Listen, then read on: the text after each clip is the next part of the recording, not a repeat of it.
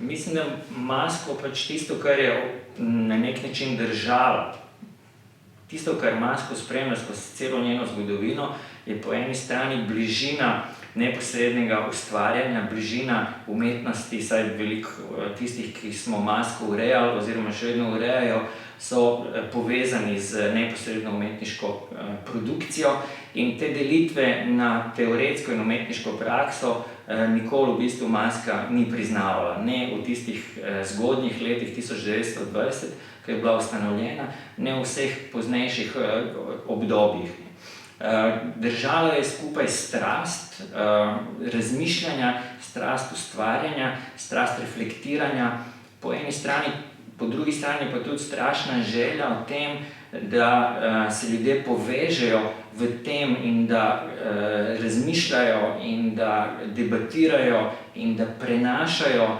spoznanja o tem, kar jim pač umetnost, umetniški dogodek prinaša in proizvaja. Ravno zaradi tega je maska morala tako rekoč neizogibno biti družbeno kritična, saj umetnost nikoli nismo razumeli kot nekaj izoliranega, oddaljenega, umaknjenega, potuhnjenega, ampak umetnost je ena od vitalnih družbenih praks, ki se nanaša sredi družbe, to družbo sooblikuje, jo konstituira in nenazadnje jo tudi spreminja.